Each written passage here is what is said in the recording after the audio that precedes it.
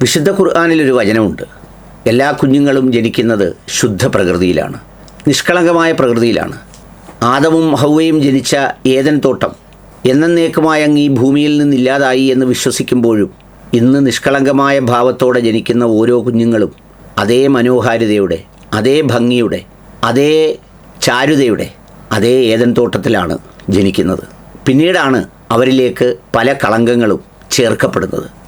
അതുകൊണ്ട് തന്നെ പറയാറുണ്ട്, പ്രായപൂർത്തിയാകാത്ത കുഞ്ഞുങ്ങൾ മരണപ്പെട്ടാൽ സ്വർഗത്തിലേക്കാണെന്ന്. അങ്ങനെ സ്വർഗത്തിലേക്ക് ഉറപ്പായും പോകുമെന്ന് വിശ്വസിക്കാവുന്ന കുഞ്ഞുങ്ങൾക്ക് ഈ ഭൂമിയിൽ സ്വർഗം നൽകുന്ന ഒരു മനുഷ്യനെക്കുറിച്ച് ഞാൻ കഴിഞ്ഞ ദിവസം വായിച്ചു. പേര് മുഹമ്മദ് ബിസ്ക് എന്നാണ്. നന്മയുടെ, നിശബ്ദമായ സേവനത്തിൻ്റെ വലിയൊരു മനുഷ്യനാണ് മുഹമ്മദ് ബിസ്ക്. ഞാനെപ്പോഴും പറയാറുണ്ടല്ലോ, ഈ സമുദായ സംഘടനകളെന്ന പേരിലോ വലിയ പ്രമാണിമാരെന്ന പേരിലോ അല്ലെങ്കിൽ പേരിന് ശേഷം വലിയ വാലൊക്കെ വെച്ച് സ്വർഗത്തിലേക്കാണെന്ന് ഇവിടെ തോന്നിപ്പിക്കുന്ന ഒരുപാട് പേർ അവിടെ കടന്നു കിട്ടാൻ വലിയ പ്രയാസമാണ്. കാരണം അവിടെ പറഞ്ഞൊരു സ്വർഗത്തിൻ്റെ ആ നിഷ്കളങ്കമായ ഇടത്ത് മറ്റൊന്നിനും വേണ്ടിയല്ലാതെ നിഷ്കളങ്കമായ സ്നേഹത്തോടെ സേവനത്തോടെ ചെയ്യുന്ന കുറേ മനുഷ്യർക്കായിരിക്കും അവിടെ ഈസി എൻട്രൻസ് കിട്ടുക എന്നതാണ് എൻ്റെ ഒരു പേഴ്സണൽ ലോജിക്ക്. ഞാൻ എൻ്റെ പല സുഹൃത്തുക്കളോടും പറയാറുണ്ട്, ഈ പള്ളികളിൽ വളരെ നിശബ്ദമായിരുന്ന് ദിക്റും സലാത്തും ചെല്ലുന്ന, ആരെയും വെട്ടിപ്പിടിച്ചിട്ടില്ലാത്ത, ആരെയും തോൽപ്പിച്ചിട്ടില്ലാത്ത, വസ്തു കൊണ്ടോ പ്രമാണം കൊണ്ടോ ജോലി കൊണ്ടോ ഒന്നും പ്രമാണിമാരല്ലാത്ത സാധാരണക്കാരായ മനുഷ്യർ രാജാക്കന്മാരായി കാണുന്ന ഒരിടം. ഈ ഭൂമിയിലെ അനീതികൾക്കും പരിമിതികൾക്കും അതിനെ വേറെന്തെങ്കിലും തരത്തിലുള്ള പിടിച്ചുപറി കൊണ്ട് നേരിടാത്ത, അധാർമികത കൊണ്ട് സ്വന്തമാക്കാൻ ശ്രമിക്കാത്ത മനുഷ്യർക്ക്, ധർമ്മം അനുഷ്ഠിച്ച് ജീവിക്കുന്നവർക്ക് നൽകുന്ന ഒരു മനോഹരമായ സ്വപ്നതുല്യമായ ഇടമാണ് എൻ്റെ സ്വർഗസങ്കല്പം. അതിപ്പോഴും ഞാൻ ഓർത്ത് ചിന്തിച്ചു പോയത് മുഹമ്മദ് ബിസ്ക് എന്ന് പറയുന്ന ഈ മനുഷ്യനെക്കുറിച്ച് പറഞ്ഞപ്പോഴാണ്. എന്നെക്കാൾ ഇളയ മനുഷ്യനാണ് പ്രായം നോക്കിയപ്പോൾ. 1978 ജനിച്ചത്. ലിബിയയിൽ ജനിച്ച ശേഷം ഉപരിപഠനത്തിന് വേണ്ടിയാണ് അദ്ദേഹം അമേരിക്കയിലേക്ക് വന്നത്. പിന്നീട് അമേരിക്കയിൽ പൗരത്വമെടുത്തു. ലോസ് ഏഞ്ചൽസിലാണ് അദ്ദേഹം താമസിക്കുന്നത്. അദ്ദേഹത്തിൻ്റെ മകൻ ആദം ഒരു ശാരീരിക ന്യൂനതയുള്ള ബാലനായിരുന്നു. ഭാര്യ ഡോണ മരണപ്പെട്ടുപോയി. അദ്ദേഹം ഒരു ക്യാൻസർ സർവൈവറുമാണ്. ഏതാണ്ട് 2008-9 കാലഘട്ടത്തിൽ അനാഥരായ കുഞ്ഞുങ്ങളെ ദത്തെടുത്ത് അവർക്ക് ഒരു ജീവിതം നൽകുന്നതിൻ്റെ പരിശ്രമത്തിലായിരുന്നു മുഹമ്മദ് ബിസ്ക് എന്ന് പറയുന്ന മനുഷ്യൻ. ഈ ദത്തെടുക്കൽ പ്രക്രിയയുമായി സമീപിച്ചപ്പോഴാണ് അവിടെ ഉണ്ടായിരുന്ന ഒരാൾ മുഹമ്മദ് ബിസ്കിനോട് പറയുന്നത്, രോഗാതുരമായി മരണത്തിനോട് മല്ലിടുന്ന കുഞ്ഞുങ്ങളെ ആരും ദത്തെടുക്കാറില്ല. സത്യമല്ലേ? ആര് ദത്തെടുക്കും? ദത്തെടുക്കുന്നത് തങ്ങളുടെ സ്വത്തിനും തങ്ങളുടെ സംഗതികൾക്കുമൊക്കെ അവകാശിയാക്കി നാളെ വലിയ അവസ്ഥയിലേക്ക് എത്തിച്ച്, നമ്മുടെ നാട്ടിലൊക്കെ ആണെങ്കിൽ വസ്തുവുമൊക്കെ എഴുതി വെച്ച് എല്ലാ സമ്പത്തും സൗകര്യങ്ങളും ഒക്കെ ഉണ്ടെങ്കിൽ മാത്രമാണ് ദത്ത് കൊടുക്കുന്നത്. പക്ഷേ ഇവരെ എടുക്കാൻ ആരും വരാറില്ല. പണ്ട് ആകാശദൂത് എന്ന് പറയുന്ന ഒരു സിനിമ നിങ്ങൾ കണ്ടിട്ടുണ്ടാവും. അതിലൊരു കാല് വയ്യാത്ത ബാലനെ ആരും എടുക്കാതെ അവസാനം വരെ ബാക്കിയാവുന്ന രംഗം കണ്ട് കരയാത്ത മലയാളികൾ ഉണ്ടാവില്ല. അത് സിനിമയിലാണെങ്കിൽ ഇത് ജീവിതത്തിലാണ്. പക്ഷെ അന്ന് മുഹമ്മദ് ബിസ്ക് തീരുമാനിച്ചു, ഇനി മരണമുറപ്പാവുന്ന കുഞ്ഞുങ്ങളെ ഞാൻ ദത്തെടുക്കും. അങ്ങനെ 80ഓളം കുഞ്ഞുങ്ങളെ അദ്ദേഹം ദത്തെടുത്തു. അതിൽ 12ഓളം കുഞ്ഞുങ്ങൾ ഇതുവരെ മരണപ്പെട്ടു പോയി.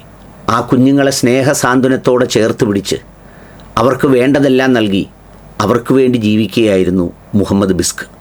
അങ്ങനെ ജീവിക്കുന്നതിനിടയിലാണ് 2011 എൻസെഫലോസീലി എന്ന് പറയുന്ന ഒരു സവിശേഷമായ രോഗം ബാധിച്ച ഒരു മകളെ, എൻസെഫലോസീലി എന്ന് പറഞ്ഞാൽ അതിന് മറ്റെന്തെങ്കിലും പേരും ഉണ്ടാവും, തലച്ചോറിൻ്റെ ഭാഗം തലയോട്ടി പൊട്ടി പുറത്തേക്ക് വന്ന് അവിടെ ഇരുന്ന് അങ്ങ് നോർമലാവും.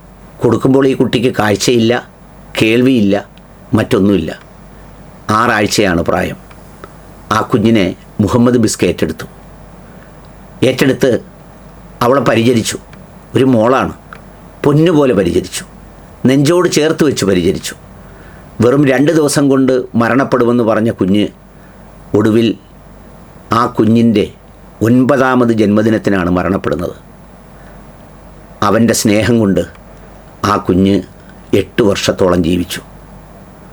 നോക്കൂ, കാണാൻ കഴിയാത്ത, മിണ്ടാനാകാത്ത, കേൾക്കാനാവാത്ത ഒരു കുഞ്ഞിനെ മാറോട് ചേർത്ത് വെച്ച് ആ സ്നേഹം പകർന്നു നൽകുകയായിരുന്നു മുഹമ്മദ് ബിസ്ക്.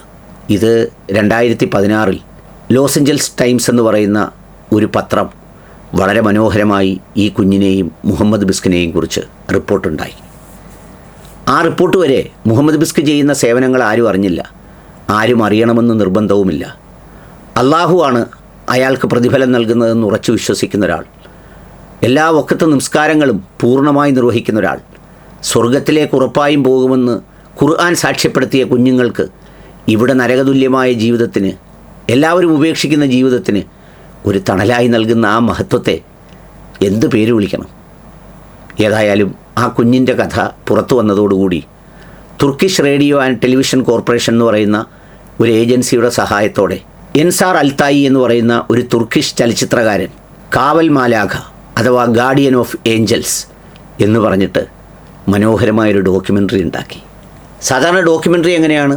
ഭാവനയിൽ നിന്നാണ്, അല്ലെങ്കിൽ അനുഭവങ്ങളുടെ കഥ പുനർനിർമ്മിക്കുകയാണ്, അല്ലെങ്കിൽ അത്തരം കാര്യങ്ങളിലൂടെ അത് കഥാപാത്രങ്ങളെ രൂപപ്പെടുത്തുകയാണെങ്കിൽ ഇതങ്ങനെയല്ല. സമന്ത എന്ന് മുഹമ്മദ് ബിസ്ക് വിളിക്കുന്ന ആ തലച്ചോറിൻ്റെ സവിശേഷമായ അത്യപൂർവങ്ങളിൽ അപൂർവമായ രോഗം ബാധിച്ച ആ കുഞ്ഞിനെ തൻ്റെ 8ാമത്തെ ബർത്ത്ഡേയിൽ അതുമായി ബന്ധപ്പെട്ട ആ കഥകളും ജീവിതവും മുഴുവൻ ഒരു ഡോക്യുമെൻ്ററി ആക്കുകയായിരുന്നു. അമ്മയായും അച്ഛനായും നെഞ്ചോട് ചേർത്ത് പിടിച്ച് കണ്ണ് കാണാത്ത, ചെവി കേൾക്കാത്ത, സംസാരിക്കാത്ത ഒരു കുഞ്ഞിനെ അങ്ങോട്ട് ചേർത്ത് പിടിച്ചു കൊണ്ടു നടക്കുന്ന ആ മനുഷ്യൻ്റെ വേദന അതേ ഭാവത്തിൽ ഒപ്പിയെടുത്തു. എന്നിട്ട് ആ ഡോക്യുമെൻ്ററി 2018 പുറത്തുവിട്ടു. ലോകത്തിലെ ദ ഹിസ്റ്റോറിക് സിറ്റിസൺ എന്ന് പറയുന്ന അവാർഡ് TRT വേൾഡ് മുഹമ്മദ് ബിസ്കിന് കൊടുത്തു. പിന്നീട് ഈ ഡോക്യുമെൻ്ററിക്ക് ഇൻഡിപെൻഡൻറ്റ് ഡോക്യുമെൻ്ററിയിൽ ഹോളിവുഡിൽ അവാർഡും കൊടുത്തു. ഇതൊന്നുമല്ല മുഹമ്മദ് ബിസ്കിന് വേണ്ടത്. അവസാന ശ്വാസം വരെ മാരകമായ രോഗം ബാധിച്ച് ഉപേക്ഷിക്കപ്പെടുന്ന കുഞ്ഞുങ്ങളെ അങ്ങനെ സംരക്ഷിച്ച് അവരുടെ രക്ഷകർത്താവണം. അതെ, ഗാർഡിയൻ ഓഫ് ഏഞ്ചൽസ്. നമുക്കുള്ള ഗുണപാഠം എന്താണെന്നറിയോ? ഈ മുഹമ്മദ് ബിസ്കിനെ പോലെയുള്ള മനുഷ്യർ ഉള്ള പരലോകത്തേക്കാണ്, മഹ്ശറയിലേക്കാണ് വിചാരണാവേളയിൽ നമ്മളും എത്തുന്നത്. ഒന്ന് താരതമ്യം ചെയ്യാൻ പറഞ്ഞു എന്നേ ഉള്ളൂ. നമ്മൾ എത്ര ത്യാഗികളാണെന്ന് ഓർക്കാൻ. നമ്മുടെ സ്വപ്നങ്ങളിൽ ഇത് വല്ലതും എപ്പോഴും കടന്നു വന്നിട്ടുണ്ടോ എന്നറിയാൻ.